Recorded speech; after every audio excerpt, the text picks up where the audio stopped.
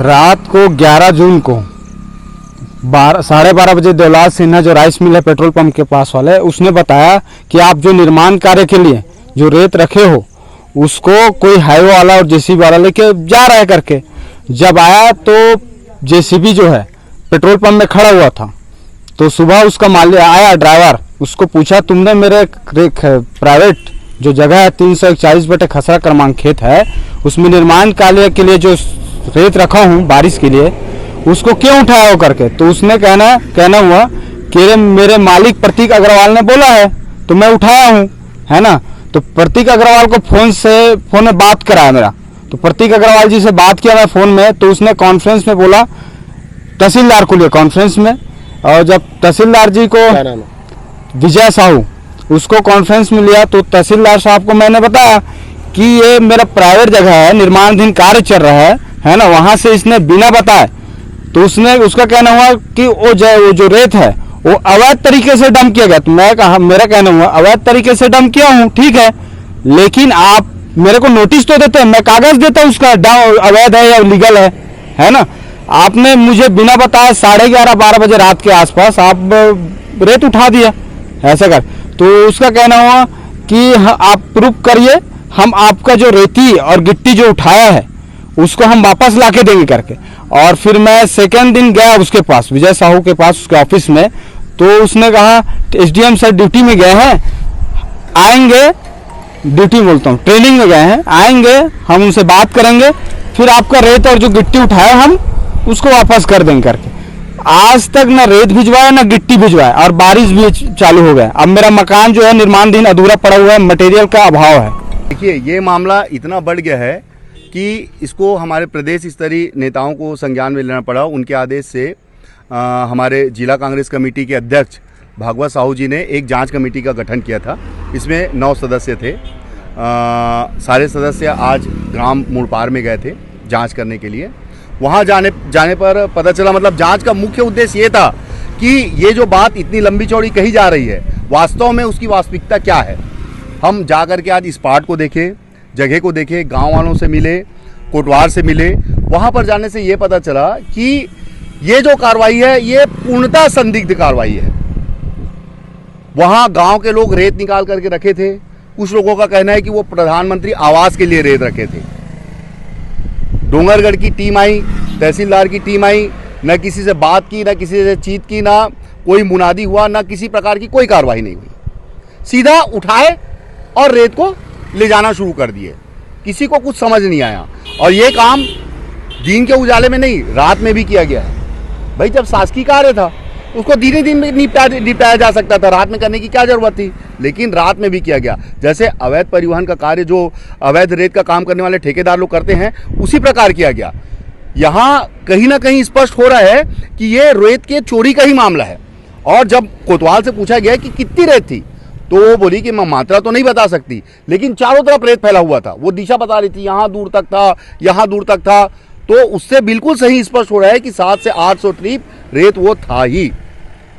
और यहाँ पर गांव वाले कई लोग जो रेत का काम करते हैं या रेत के संबंध में उनका कुछ होगा तो बहुत सारे लोग सामने नहीं आए, लेकिन जिनको उस चीज़ से मतलब नहीं है उन्होंने स्पष्ट कहा कि गाँव में ना कोई मुनादी किया गया है, ना किसी को बताया गया है, ना किसी को विश्वास में लिया गया है।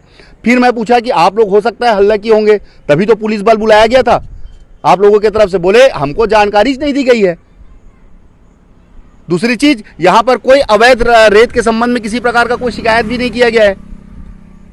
कैसे जब्ती वाले लोग पहुंचे, क्यों जब्ती बनाए, ये भी पता नहीं चला। तो इससे स्पष्ट हो रहा है आधिकारिक तौर पर अधिकारी कहीं ना कहीं संदिग्ध भूमिका में है, इनकी मिलीभगत है और रेत को तुरंत गायब किया गया है, बेचा गया है। कहां बेचा गया, किस रेट में बेचा गया नहीं मालूम। अभी जानकारी ये मिल रही है कि यहां अधिकारी लोग रॉयल्टी जमा कर रहे हैं। मेरे को ये समझ नहीं आता है कि 100 कास्ट नोटिस जारी होने के बाद कौन रॉयल्टी लेता है और रॉयल्टी जमा करता है। दूसरी बात, रॉयल्टी लेने का और रॉयल्टी देने का अधिकार किसका है? खनिज विभाग का है। राजस्व विभाग भी करती होगी तो मैं भी जाऊंगा उनसे एक 8 रॉयल्टी बनवाने के लिए। हो सकता है लोग आजकल चालू कर दिए होंगे, नया नियम आ गया होगा, है ना। तो मैं भी जाऊंगा उनके पास रॉयल्टी बनवाने के लिए। तो इस प्रकार स्पष्ट है बिल्कुल। रॉयल्टी के तौर पे कितना अमाउंट मतलब उनके द्वारा जमा किया गया? ये देखिए, बता तो वो लोग किसी को कुछ नहीं रहे हैं। सिर्फ सूत्रों से जानकारी मिल रही है कि लगभग 1.5 लाख रुपए जमा हुई थी। अब ये बोल रहे हैं कि 59 ट्रिप था, ऐसा बता रहे हैं। यहां जाकर के पता चला कि कोतवाल ने बताया कि कल जांच कमेटी आई थी यहां पे और वो लोग 250 ट्रिप बता रहे हैं। तो हर आदमी का आकलन अलग अलग है। वो बता रही कि कोई तहसीलदार आए थे, बेचारी पढ़ी लिखी नहीं है, स्पष्ट नहीं बता पा रही है, लेकिन बोल रही थी कि कोई तहसीलदार आए थे, कोई रायपुर से अधिकारी आए थे। इस प्रकार वो लोग अपना पक्ष बता रहे हैं, लेकिन स्पष्ट तो कुछ नहीं कर पा रहे हैं। जब पढ़े लिखे अधिकारी लोग उससे बच रहे हैं अपना बयान देने से, अपनी जानकारी देने से, तो वो बेचारी अनपढ़ क्या बताएगी। आगे कांग्रेस की क्या रूपरेखा रहेगी? आगे रूपरेखा तो उग्र रहेगी। यदि कार्रवाई नहीं हुआ तो हम उग्र आंदोलन करेंगे, ये बिल्कुल आप तय करके रख लीजिए। और हम बिल्कुल जो उसमें संलिप्त हैं सारे लोगों के ऊपर कार्रवाई होना चाहिए, चाहे अधिकारी हो, चाहे आम नागरिक हो, चाहे वो कोई हो, संलिप्त लोगों के ऊपर कार्रवाई होनी चाहिए। ठीक।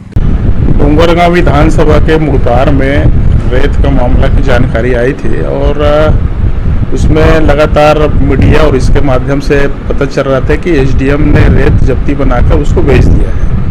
मंगलवार को मीडिया में सारे प्रमुखता के साथ समाचार आया तो मैंने कलेक्टर से इनका शिकायत किया कि एसडीएम द्वारा जो मामला मीडिया में आ रहा है उसमें संज्ञान लेके उसमें कार्रवाई के लिए आप निर्देशित कीजिए। और कलेक्टर ने शायद निर्देशित किया और टीम गठित भी किया है। मैंने साथ ही खनिज अधिकारी प्रवीण चंद्राकर है उनसे भी कहा था इस मामले में आप जानकारी है क्या, तो उन्होंने अनभिज्ञता जाहिर किया और जो अपर कलेक्टर है जो आईसीए माइनिंग का, उनसे भी बात किया था कि इसमें तत्काल आप कार्रवाई करें और जो मीडिया में जो समाचार आ रहा है जो भी दोषी है उसके खिलाफ आप शीघ्र कार्रवाई करें, ऐसा मैंने कहा है। और निश्चित तौर पे इस मामले में एसडीएम की भूमिका संदिग्ध है।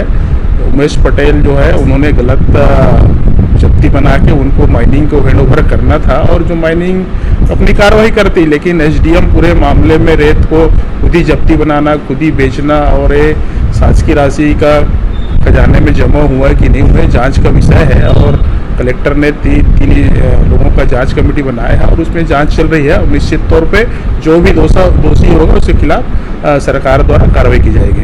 एक तरफ आप लोग लगातार जांच की बात कर रहे हैं, दूसरी तरफ एक नाम निकल कर आ रहा है कि भाजपा से आप लोगों का नाम सामने कई लोग। ये भारतीय जनता पार्टी का कृत्य नहीं है। पूर्वी क्षेत्र में डोंगरगांव विधानसभा का मामला है, दलेश्वर साहू जी, भुवनेश्वर बघेल जी, ये अनैतिक कार्यों में इन लोग लिप्त रहे, रेत इन्हीं लोग खुद ही बेचे हैं। ये अभी वर्तमान में दलेश्वर साहू जी विधायक है, यहाँ हर्षिता स्वामी जी बघेल विधायक है, सब नौटंकी कर रहे हैं और भारतीय जनता पार्टी के कृत्य नहीं। हम विधायक रहे, हमारे ऊपर एक आरोप नहीं लगा, रेत के मामले में हो, शराब के मामले में आप देख लीजिए। 13 साल भी हम भी सरकार में रहे हैं, आयोग के अध्यक्ष रहे, अभी भी प्रदेश के बड़ा दायित्व महामंत्री हैं। भारतीय जनता पार्टी की से कोई लेना देना नहीं है। और ये जो कांग्रेस ने टीम बना के जो नौटंकी कर रही है, निश्चित तौर पे जनता के भड़काने का प्रयास है और उनका क्षेत्र का मामला है। दलेश्वर साहू जी संज्ञान में लेना चाहिए, हर्षिता स्वामी जी का यहाँ के विधायक है उनको संज्ञान में लेना चाहिए, वो संज्ञान में नहीं ले रहा है और भारतीय जनता पार्टी के नाम नहीं आ रहा है। मैं दावे के साथ बोल रहा हूँ इस पूरे प्रकरण में भारतीय जनता पार्टी के कोई एक छोटे छोटे कार्यकर्ता चाहे बड़े से बड़े कार्यकर्ता किसी का हाथ नहीं है। इसमें निष्पक्ष जांच होना चाहिए और जो प्रशासनिक अधिकारी है यहाँ उमेश पटेल, उसके ऊपर भी कार्रवाई होनी चाहिए। मैं माननीय मुख्यमंत्री जी को मैं भी पत्र प्रेषित करके उनको यहाँ से हटाने के लिए मैंने पत्र लिख रहा हूँ। मैं हमसे जुड़े रहने के लिए हमारे YouTube चैनल को सब्सक्राइब करें और नई वीडियो की नोटिफिकेशन के लिए बेल आइकॉन को दबाएं। अगर आप ये वीडियो Facebook पर देख रहे हैं तो लाइक जरूर करें और ज्यादा से ज्यादा शेयर करें। धन्यवाद।